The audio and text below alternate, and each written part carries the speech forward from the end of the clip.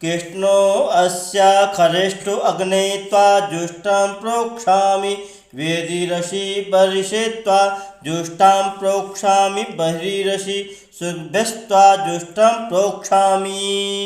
नमस्ते जी, वैदिक राष्ट्र में आपका स्वागत है। आज का हमारा विषय है मनुष्य का परम धर्म। आज के इस लेख के लेखक हैं वैदिक विद्वान डॉक्टर अशोक आर्य गाजियाबाद से। आगे बढ़ने से पहले आपको बता दें, इस तरह के अन्य वैदिक लेखों के लिए, वैदिक भजनों के लिए, प्रेरणादायक कहानियों के लिए, महापुरुषों के जीवन परिचय के लिए वैदिक राष्ट्र यूट्यूब चैनल को लाइक करें, शेयर करें, सब्सक्राइब करें, बेल आइकॉन की घंटी को दबा दें और अपने कीमती सुझाव कमेंट करना ना भूलें। आइए आगे बढ़ते हैं, विषय की ओर चलते हैं।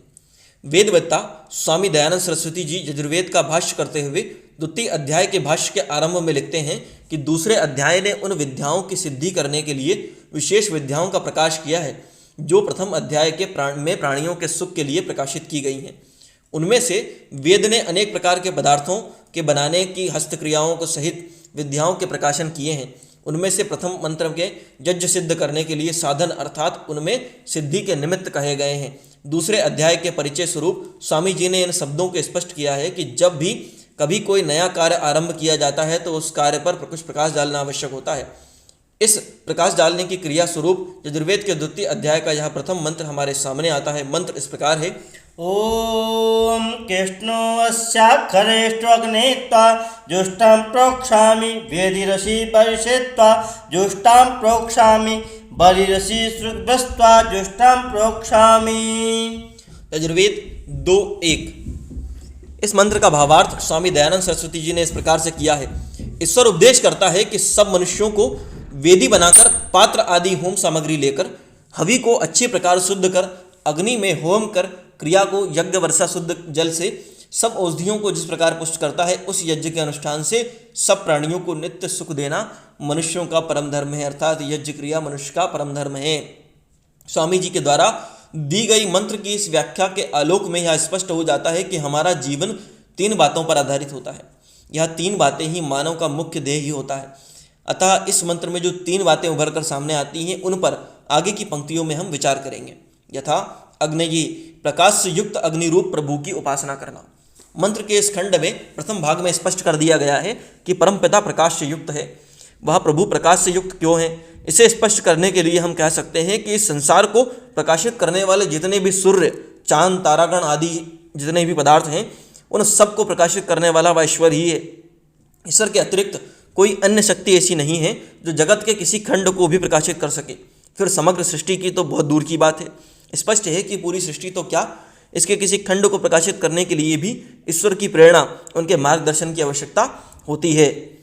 उससे प्राप्त प्रकाश के बिना विश्व का कोई पदार्थ, चाहे वह सूर्य ही क्यों ना हो, कभी प्रकाशित नहीं हो सकता। इन साधनों को प्रकाश देने वाला, फिर उस प्रकाश से आगे फैलाने वाला का मार्गदर्शन करने वाला वह परमपिता परमात्मा है। परमपिता परमात्मा हमारे अंदर भी ज्ञान का प्रकाश करे। हमारी सदा ही यह इच्छा रहती है कि हमारे अंदर के प्रकाश के लिए भी 2 प्रकार के प्रकाश होते हैं हमारे अंदर। एक तो देखने की शक्ति दे, दूसरे प्रकाश का अर्थ है ज्ञान होता है। अतः परमपिता परमात्मा हमारे अंदर सब प्रकार के ज्ञानों का प्रकाश कर दे। हमारी कामना तो बहुत बड़ी है, किंतु उस कामना को पूर्ण करने के लिए जिस साधन की आवश्यकता होती है, जिन सिद्धियों को प्राप्त करने की आवश्यकता होती है, राग रंग में व्यस्त होकर उन सब को पाने की हमारी और ध्यान जाता कभी नहीं। यदि हमारा ध्यान इन सब बातों को पाने के लिए नहीं जाता तो यहाँ हम कैसे प्राप्त कर सकते हैं। इसके लिए मंत्र अपने इस प्रथम भाग में उपदेश कर रहा है कि हम उस ज्ञान स्वरूप अग्निमय प्रभु की उपासना करें, अर्थात उसके निकट बैठने के अधिकारी बने, अर्थात सदा उस प्रभु की स्तुति रूप में प्रार्थना करते रहें। बर्हिषि, द्वितीय, हृदय में वासनाओं को उखाड़ कर फेंक दें हृदय से।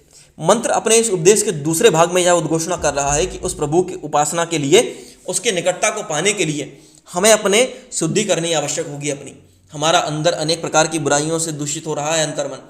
किसी भी दूषित स्थान पर उत्तम पदार्थ को रखने वाले को क्या कहेंगे हम? मूर्ख। एक उत्तम गृहिणी मानो सोच स्थान पर अच्छे बड़े पकवान बनाकर उत्तम घी से बने हुए हलवे, पूरी, सब्जी, उत्तम दूध से बने हुए स्वादिष्ट खीर को रखकर किसी अभ्यागत को कहे कि आइए मुनिवर बैठिए, भोजन करिए। बताओ, यह सब देखकर मुनिवर यदि कुछ ना भी बोले तो वह क्या सोचेगा या भोजन करेंगे? यदि उस मुनि के स्थान पर आप ही होते तो आप क्या सोचते, क्या करते? यह स्वादिष्ट भोजन आपको कैसा लगेगा? उस गृहिणी को आप आशीर्वाद दे पाएंगे? इस सब पर विचार करें तो कह सकते हैं कि भोजन में सब प्रकार की उत्तमता होते हुए भी हम इसके पास तक ना जाएंगे। यदि पास चले भी जाएं तो एक ग्रास भी हमारे मुंह में लेने की इच्छा नहीं होगी। यदि मान ले कि किसी ने एक ग्रास उठा भी लिया तो उस ग्रास को मुंह में डालने पर पता चलेगा कि उसमें स्वाद है ही नहीं, और फिर अनायास ही मुंह से आशीर्वाद के रूप में शब्द निकलेगा कि यह महिला तो महामूर्ख है, जो भोजन कराने का कोई अच्छा स्थान भी ना चुन सकी। हाँ, किसी साफ सुथरे स्थान पर यदि वह निम्न प्रकार के भोजन को परोस देती तो भी वह अत्यधिक स्वादिष्ट बनकर आशीर्वाद की वर्षा करता। इससे यह बात निकलकर सामने आती है कि जिस हृदय में हम उस परमपिता परमात्मा को बैठाना चाहते हैं, उस हृदय का शुद्ध और पवित्र होना अत्यावश्यक होता है। उस हृदय का शुद्ध और पवित्र होना इसीलिए आवश्यक होता है क्योंकि वहाँ जो है हम परमपिता परमात्मा को बिठाने की बात कर रहे हैं। मलयुक्त हृदय में परमपिता परमात्मा कभी नहीं आया करता। हमारे हृदय में मलों में से सबसे दुष्ट मल हमारे अंदर वासनाएं होती हैं। यह वासनाएं ही होती हैं जो प्रभु के पास तक नहीं जाने देती। प्रभु के स्थान पर राग, द्वेष, लोभ, अहंकार आदि दुष्ट प्रवृत्तियों का केंद्र बना डालती हैं। यह सब प्रवृत्तियां हमें सदा ही ईश्वर से दूर ले जाने वाली होती हैं। अतः सबसे पूर्व हमें इन दुष्ट प्रवृत्तियों अर्थात वासनाओं को निकालकर फेंकना होगा। इन दुष्ट वासनाओं से निकल जाने से हमारा अंतरपटल धुलकर बुरी तरह से साफ हो पवित्र हो जाता है। जिस प्रकार अच्छी वर्षा होने से हमारा वायुमंडल धुल साफ और पवित्र हो जाता है, अतः इस प्रकार खाली और पवित्र स्थान पर प्रभु के पुकारे बिना ही प्रभु आकर बैठ जाते हैं। अतः परमपिता को प्राप्त करने का दूसरा उपदेश मंत्र ने दिया है कि हमें अपनी वासनाओं को निकालकर अपने अंतर्मन को पवित्र कर ले।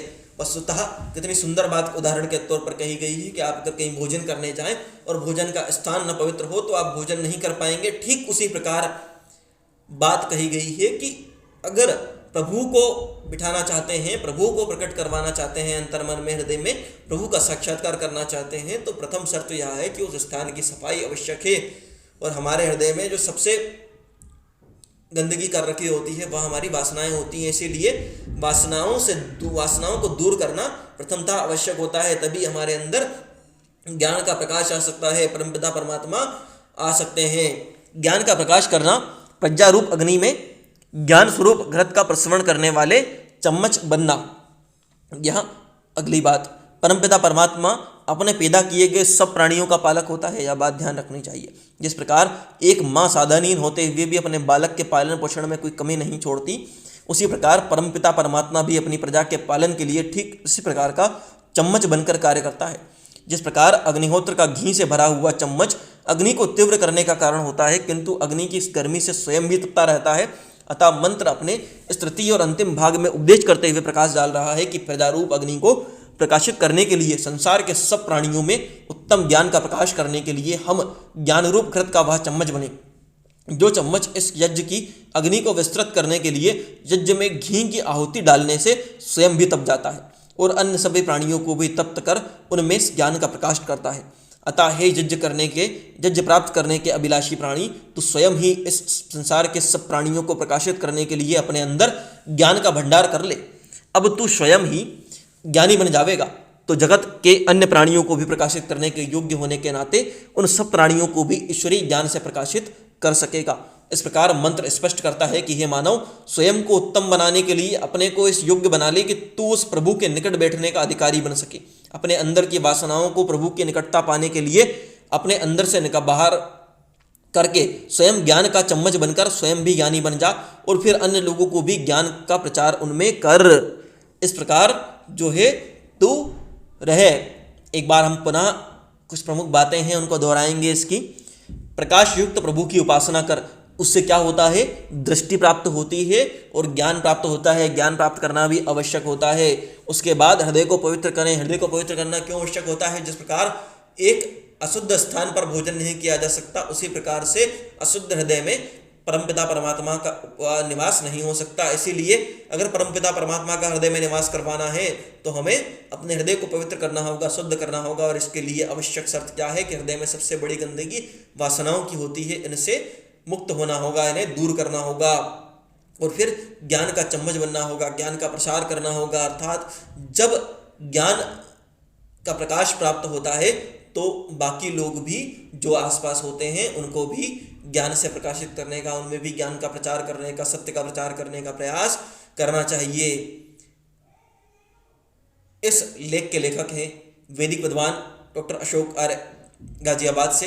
इस तरह के अन्य वैदिक लेखों के लिए, प्रेरणादायक कहानियों के लिए, वेद मंत्रों की व्याख्याओं के लिए, वीरांगनाओं के जीवन के प्रसंगों के लिए, वैदिक भजनों के लिए वैदिक राष्ट्र यूट्यूब चैनल को लाइक करें, शेयर करें, सब्सक्राइब करें, बेल आइकन की घंटी को दबा दें और अपने कीमती सुझाव कमेंट अवश्य करें। धन्यवाद। आपका कोई प्रश्न हो तो आप कमेंट करके हमसे पूछ सकते हैं। धन्यवाद।